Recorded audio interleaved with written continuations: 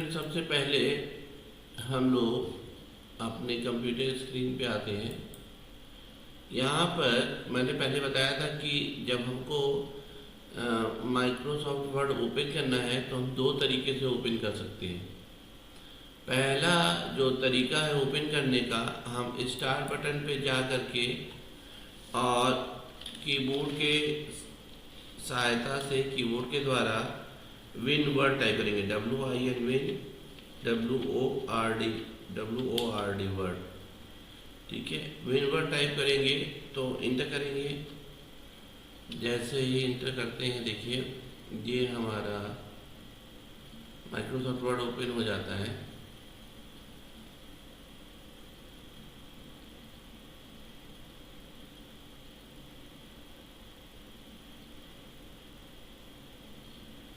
एक तो ये तरीका है कि रन पे जा कर के हम विन वर्ड टाइप करके इंटर करें तो हमारा ऑफिस वर्ड 2007, 10 जो ये सो ऑन आपके सिस्टम पर, कंप्यूटर पे वो ओपन हो जाएगा सामने।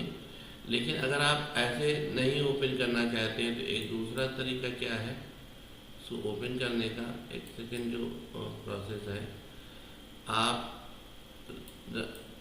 प्रोग्राम स्टार्ट बटन पे आएंगे और वहाँ से आप माइक्रोसॉफ्ट ऑफिस पे जा कर के, ये माइक्रोसॉफ्ट ऑफिस है, यहाँ से जाएंगे माइक्रोसॉफ्ट वर्ड पर और यहाँ पे आके माइक्रोसॉफ्ट वर्ड पे क्लिक करेंगे और यहाँ से माइक्रोसॉफ्ट वर्ड ऐसे ओपन होकर सामने आ जाएगा। तो दो तरीके हैं, दोनों तरीका मैंने बता दिया है, दो प्रोसेस कि कैसे हम माइक्रोसॉफ्ट वर्ड ओपन करते हैं अपने सिस्टम पर। अब इसमें आज की जो वीडियो है, आज की जो क्लास है, उसमें हम समझेंगे कि होम टैब पर ये जो आपका स्टैंडर्ड टूल बार दिख रहा है ना, इसका क्या यूज़ है, इसका फुल यूज़ कि हम कैसे इसको यूज़ करते हैं, इसके बारे में आज हम देखेंगे। तो जैसे होम टैब पे क्लिक करते हैं तो हमको सबसे पहले यह फॉन्ट दिखता है। ठीक है, इधर है क्लिपबोर्ड। क्लिपबोर्ड का यूज़ हम बाद में बताएंगे, पहले फॉन्ट का यूज़ बताते हैं। फॉन्ट में हम यहाँ पे जैसे क्लिक करेंगे, जो ये ब्लिंक कर रहा है इसको कर्सर बोलेंगे। क्या बोलेंगे? कर्सर बोलेंगे। अब जैसे हम यहाँ पे लिखते हैं, this is a good boy, full stop. जैसे मैंने ये लिखा, this is a good boy. आप सपोज दैट इस टेक्स्ट की जो मैंने ये लिखा हुआ है, इसकी मुझे फॉर्मेटिंग करनी है। फॉर्मेटिंग का मीन्स कि इसको और एट्रैक्टिव बनाना है, इसको कलर करना है, फॉन्ट कलर हो जाए, फॉन्ट की स्टाइल चेंज हो जाए, साइज इंक्रीज हो जाए, ये सारी चीज़ें हमें फॉर्मेटिंग कहलाती हैं। अब अगर हमको इसकी फॉर्मेटिंग करना है तो हमको, क्योंकि दिस इज द बॉय, ये जो लाइन लिखी हुई है, इसी लाइन पे हमको अपने सारे ऑप्शन अप्लाई करने हैं। तो सबसे पहले हमको इसको सेलेक्ट करना पड़ेगा, तो हम इसको सेलेक्ट कर लेंगे। सेलेक्ट करने के बाद हम जैसे ही देखिए साइज़ पे आते हैं तो यहाँ पर देखिए सबसे छोटी साइज़ होती है 8 और सबसे बड़ी साइज़ होती है 72। तो हम जैसे चाहते हैं यहाँ से इसको इंक्रीज़ कर लेते हैं।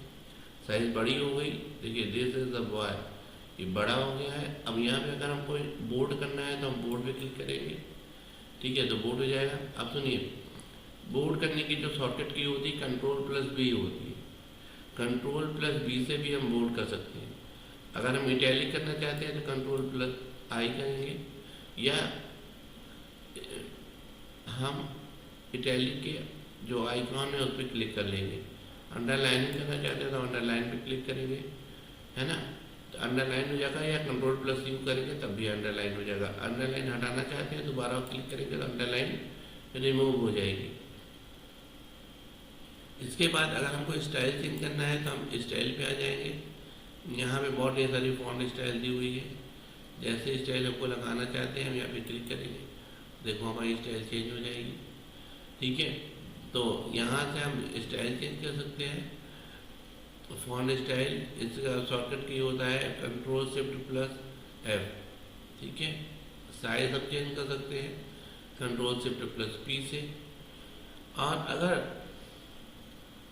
हमको 72 जो मैक्सिमम साइज है ना, अगर इससे भी बड़ा हमको फॉन्ट करना है, सपोज दैट हमको इससे भी बड़ा इसकी साइज करनी है जो हमने लाइन लिख रखी है, तो हम यहाँ पे आएंगे है ना ग्रुप फॉन्ट पर, और ग्रुप फॉन्ट पे आ करके कैपिटल लेटर का बड़ा सा ए लिखा हुआ मिलता है, एक ग्रुप फॉन्ट का सिंबल है।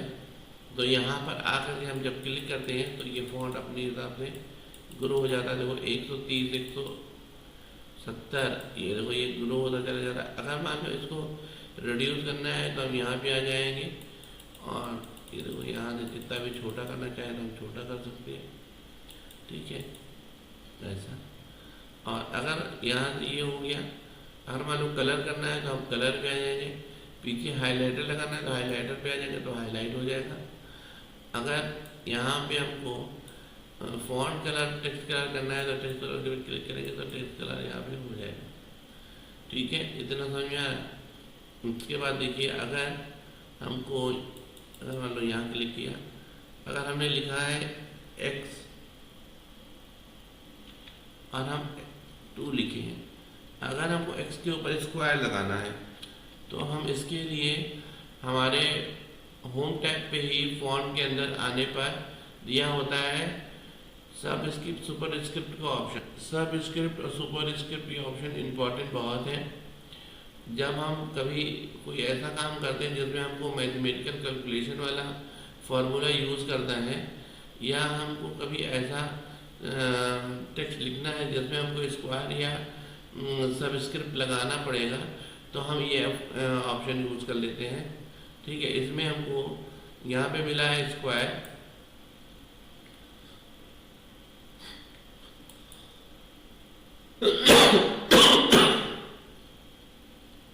यहाँ से हम स्क्वायर लगा लेंगे,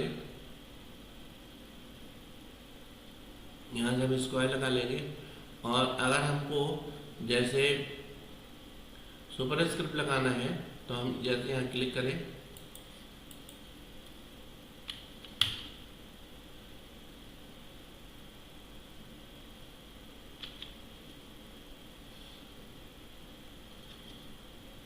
अब हमको अगर सब स्क्रिप्ट लगाना है तो यहाँ पर हम सब स्क्रिप्ट भी लगा सकते हैं ऐसा, ठीक है। तो जब हम ऊपर लिखते हैं, जो ऊपर पावर लग जाती है किसी भी टेक्स्ट पर, तो उसको स्क्वायर बोलते हैं, और नीचे यहाँ पर इसको हम बोलते हैं सब स्क्रिप्ट, ठीक है। ये बेस पे लगती है। तो ये हो गया सब स्क्रिप्ट और सुपर स्क्रिप्ट कैसे लगाई जाती है। इसके बाद फॉन्ट टेक्स्ट, हम फॉन्ट वाला जो ऑप्शन है ये हम समझ में आ गया है। आगे ऑप्शन में देखिए यहाँ पर हमारे पास दिया होता है अलाइनमेंट। अलाइनमेंट क्या होता है? अलाइनमेंट हमारे पास MS वर्ड में 4 तरीके के अलाइनमेंट होते हैं। पहला होता है लेफ्ट अलाइनमेंट। लेफ्ट अलाइनमेंट पे जब हम क्लिक करते हैं तो टेक्स्ट लेफ्ट साइड में होता है। बाय डिफॉल्ट जो अलाइनमेंट हमारे वर्ड में सेट होता है वो होता है लेफ्ट अलाइनमेंट। यानी जब हम टेक्स्ट को लिखते हैं, टाइप करते हैं बिना अलाइनमेंट सेट किए, तो जो डिफ़ॉल्ट अलाइनमेंट आएगा वो टेक्स्ट का लेफ्ट अलाइनमेंट ही रहेगा। इसके बाद हम अलाइनमेंट को अपने रिक्वायरमेंट के हिसाब से, अपने यूज़ के अकॉर्डिंग हम उसको सेट कर सकते हैं। अगर जैसे हम चाहते हैं कि एक्स स्क्वायर हमारा सेंटर में आ जाए तो हम सेंटर अलाइनमेंट पे क्लिक करेंगे तो हमारा टेक्स्ट सेंटर में आ जाएगा। राइट में चाहते हैं राइट पे क्लिक करेंगे तो टेक्स्ट हमारा राइट में आ जाएगा। अगर हम ऐसा कभी हो कि हम कोई भी टेक्स्ट को बराबर लिखना चाहते हैं, यानी ना लेफ्ट में ज़्यादा हो ना राइट में ज़्यादा हो, बराबर लिखना चाहते हैं, तो उसके लिए जो हम अलाइनमेंट यूज़ करते हैं उसको हम बोलते हैं जस्टिफाई अलाइनमेंट। जस्टिफाई अलाइनमेंट में लेफ्ट राइट मार्जिन दोनों सेम होगी, ठीक है। ना टेक्स्ट लेफ्ट में ज़्यादा दिखेगा ना टेक्स्ट राइट में ज़्यादा दिखेगा। अलाइनमेंट के बाद हम यहाँ पर एक चीज़ देखते हैं, जब ये दिया हुआ है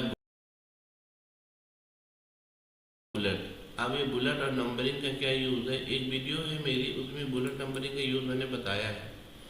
लेकिन हम आज फिर बता देते हैं। जैसे मान लीजिए हमको कोई भी डॉक्यूमेंट ऐसा तैयार करना है जिसमें हमको लिस्टिंग का यूज़ करना है, जिसमें हमको लिस्ट बनाना है।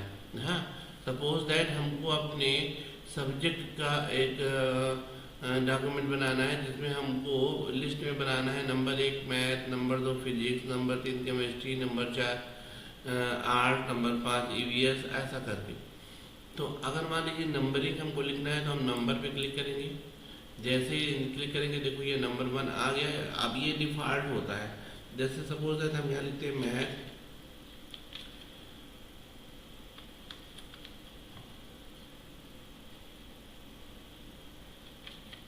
मैथ, इंटर करें, दूसरा आ गया। यहाँ पे मान लीजिए हम लिखते हैं IT, यहाँ क्लिक करें, तीसरा आ गया। मान लीजिए यहाँ हम लिखते हैं हिंदी, इंटर करें, चौथा नंबर आ गया। यहाँ पे मान लीजिए हम लिखते हैं साइंस,